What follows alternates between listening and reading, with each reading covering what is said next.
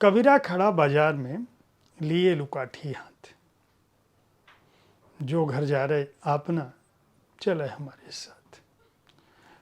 बिना घर जलाए बाजार को आप देख नहीं सकते। गालिब कहते हैं, दुनिया में हूँ दुनिया का तलबगार नहीं हूँ, बाजार से गुजरा हूँ खरीदार नहीं। लेकिन बाजार किस तरह से हमारे समय को, हमारे समाज को, हमारे समाज की व्यवस्था को, पारिवारिक व्यवस्था को प्रभावित कर रहा है, व्यक्ति और व्यक्ति की अहमियत को प्रभावित कर रहा है, और उस बाजार में खड़े होकर स्त्री अपने को किस रूप में देख रही है, किस तरह के कथानक गढ़ रही है, उसको जानना बहुत जरूरी है।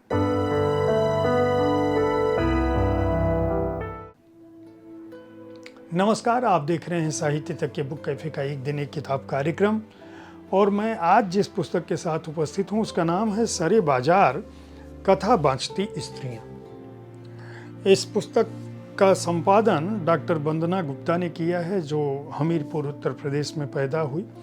हिंदी साहित्य से स्नातकोत्तर और शोध की उपाधि हासिल की। सिलीगुड़ी में अध्यापन कर्म से जुड़ी हैं। Doctor Rajendra Prasad high school उच्चतर माध्यमिक विद्यालय में पढ़ाती हैं। अस्मिता की तलाश, कहानी काव्य संग्रह, मयूर पंख ख्वाहिशों के, फिर लौटेंगी स्त्रियां, विरह के बितान में, सीपी में समंदर और छलांग मारती स्त्रियां, ये काव्य संग्रह उनके प्रकाशित हो चुके हैं। कुछ साझा संकलन भी प्रकाशित हुए हैं। लगातार लिखती पढ़ती रही हैं, बहुत सारे सम्मान भी हासिल कर चुकी हैं। यह उनकी आलोचना पुस्तक है, और इस आलोचना पुस्तक में कुल 17 कहानियों के माध्यम से जो महिला कथाकार हैं वे क्या कुछ लिख रही हैं और उनकी कहानियों का संदेश क्या है, वे इस बात को इस पुस्तक में रखती हैं। यह पुस्तक दरअसल 2 खंडों में विभाजित है, जिसमें समीक्षा खंड के तहत उन्होंने हर कृति पर जो कहानियाँ इसके अंदर हैं उन पर एक विचार रखा है, और उसके साथ कहानी खंड में उन कहानियों को दिया है, जो कहानियाँ जिन कहानियों पर उन्होंने अपनी राय रखी। उससे पहले वो इस पुस्तक की भूमिका में इस बात को स्पष्ट कर देती हैं कि दरअसल उदारीकरण और वैश्वीकरण का जो दौर है, जो सबसे प्रभावशाली और आज के समय की सर्वशक्तिमान सत्ताएं हैं, उन्होंने भौतिक वस्तुओं का प्रभाव बाजार में बढ़ा दिया है, और उसके चलते सौंदर्य, मानवीय रिश्ते, आत्मीय संबंध और प्रेम जो है वह कहीं न कहीं से प्रभावित हो रहा है। ये जो बाजार का सर्वभक्षी स्वरूप है, जो बहुस्तरीय भी है, उसमें स्वार्थ और मूल्य जो है वो लगातार बदलते जा रहे हैं, और श्रम का जो है शोषण हो रहा है। ऐसे समय में मानवीयता, सामाजिकता, भाईचारा, प्रेम सब कुछ भुलाकर लोग दुनिया को मुट्ठी में करने की कोशिश कर रहे हैं। इन कहानियों में जो तकनीक भी है, बदलते दौर की एक वानगी भी है ये कहानियाँ, और इन कहानियों की जो लेखिकाएं हैं वे गांव, शहर, जंगल, जो जातीय सामाजिक बदलाव है, पारिवारिक बदलाव है, उन सब को रेखांकित करने की कोशिश करती हैं। जो कहानियाँ इसमें हैं उनमें मधु काकरिया की नंदीग्राम के चूहे और कीड़े, चंद्रकला त्रिपाठी की कहानी सर्प पुरुष, उर्मिला सीरीज की कहानी उसका अपना रास्ता, पूनम सिंह की कहानी बागबा आया गुलिस्ता में किसे याद आया, पूनम सिंह की ही दूसरी कहानी है मोनालिसा, किरण सिंह की कहानी ब्रह्म बाघ का नाच और राजजात यात्रा की भेड़े, रजनी गुप्त की कहानी नाइट चैट, जयश्री रॉय की कहानी खारा पानी और दूसरी कहानी काली कलूटी, प्रज्ञा रोहिणी की कहानी है मन्नत टेलर्स और काठ के पुतले, आशा पांडे की कहानी जेब सोखती दोपहर, वंदना वाजपेयी की कहानी 10,500 का मोबाइल, कल्पना नोरमा की कहानी जिंदगी का लैंडस्केप और निधि अग्रवाल की कहानी शोक पर्व।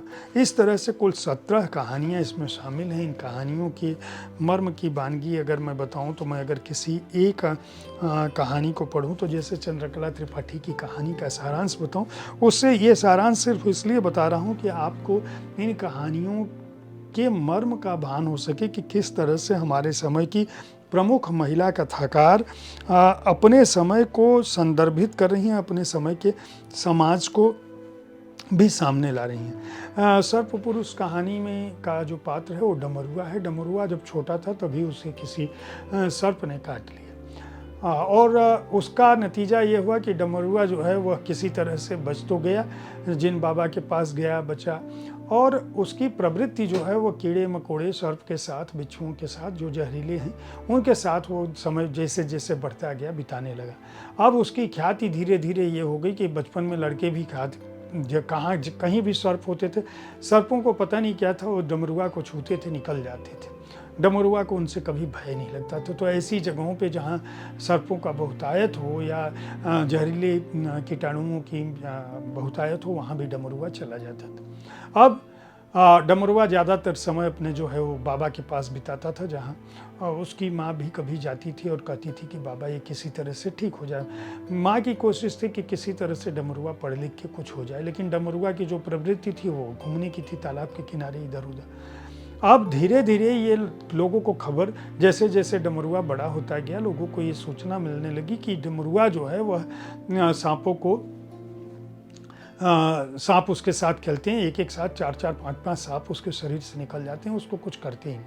उसी में कुछ बाबा लोगों ने, अब यहाँ पे देखिए कहानी कैसे मारक स्वरूप लेती है कि कुछ लोगों ने ये प्रचारित करना शुरू कर दिया कि डमरुआ दरअसल शंकर भगवान का अवतार है और वह जो है इसीलिए सांप उसके गले में रहते हैं। कोई उसको गेरुआ बाना पहनाने की कोशिश करता है, कोई उसको उसकी मलंगता को आंकने लगता है। टीवी वाले धीरे धीरे आने लगते हैं और टीवी वालों का ये होता है कि वो डमरुआ को शिव भगवान के रूप में स्थापित करने की कोशिश करने लगते हैं किस गाँव में। इसी सब खेल में अचानक क्या होता है कि सर्प जो है डमरुआ को डस देते हैं और जो जहरीले सर्प हैं वो उसको डस लेते हैं। तो बहुत भीड़ भाड़ के चलते या जो भी उसका कारण हो, कथाकार ने इसको छोड़ दिया है आपकी अपनी परिकल्पना पर, और सर्प दंश के चलते डमरुआ की धीरे धीरे मृत्यु की तरफ वो बढ़ने लगता है। इतने जहरीले सांप हैं।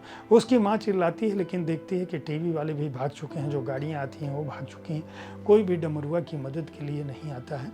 और अंततः लोग सोचते हैं उसको नदी में उसके शव को फेंक देते हैं। उसकी माँ इंतजार करती है नदी की धारा में। क्यों? क्योंकि सर्पदंश के व्यक्ति को न तो उसको जलाते हैं न तो कुछ करते हैं। ये जो सर्प पुरुष कहानी है, यह हमारे समय की उस क्रूरता को, उस मानसिकता को, जो मनुष्य की अंतरात्मा से परे जाकर बाजार से ज़्यादा चकाचौंध और थोथे प्रदर्शन को बढ़ावा देता है, उसकी वानगी ये कहानी प्रस्तुत करती है। सारी कहानियाँ दरअसल इसी तरह के इसी मर्म की कहानियाँ हैं और वंदना गुप्ता को इस बात के लिए मैं बधाई दूंगा कि डॉक्टर वंदना गुप्ता ने इन कहानियों का समीक्षात्मक पक्ष पहले रख दिया है ताकि आप इन्हें समझ सकें। एक बात जो बहुत मुझे खलती है वह प्रकाशक से मुझे कहना है कि ऐसी पुस्तकों में वर्तनी की त्रुटियां नहीं होनी चाहिए, उनको इस तरफ ध्यान देना चाहिए। सर्वभाषा ट्रस्ट ने इसे प्रकाशित किया है, मूल्य 349 रुपये है और मैं उम्मीद करता हूं कि अगले संस्करणों में इस पुस्तक में जो वर्तनी की त्रुटियां हैं उनको सुधारा जाएगा। लेखक, संपादक, प्रकाशक तीनों मिलकर इस बात की ओर प्रयास करें कि कम से कम पढ़ते समय ये ना लगे जो कहानियाँ मैंने पढ़ी उन कहानियों में से कुछ कहानियों में वर्तनी की त्रुटियाँ हैं, कुछ में नहीं हैं, तो जो हैं उनको भी सुधारा जाएगा। पृष्ठ संख्या इस पुस्तक में 288 है। तो आप अगर ऐसे किसी संग्रह को पढ़ना चाहते हैं जिसमें उन कहानियों पर आलोचनात्मक टिप्पणी भी है, तो आपके लिए 17 कहानियों और उनके साथ उन कहानियों की आलोचना, साथ ही अपने समय के स्त्री कथाकारों की जो प्रतिनिधि एक तरह से कह सकते हैं या चुनी हुई जो कहानियाँ हैं उनको भी पढ़ने के लिए यह एक बहुमूल्य कृति है। मैं उम्मीद करता हूँ साहित्य तक का यह एपिसोड आपको पसंद आया होगा। इस कार्यक्रम में आप किस तरह की पुस्तकों की चर्चा चाहते हैं उसके बारे में अपनी राय से हमें अवश्य अवगत कराते रहें। हमारी कोशिश होती है कि विविध विधाओं की पुस्तकों के साथ आपके पास में पहुँचूँ ताकि आप उन पुस्तकों का चुनाव कर सकें जिन्हें आप पढ़ना चाहते हैं। कल ठीक इसी समय ऐसी ही किसी एक कृति के साथ फिर मिलूंगा। देखते रहिए साहित्य तक। धन्यवाद।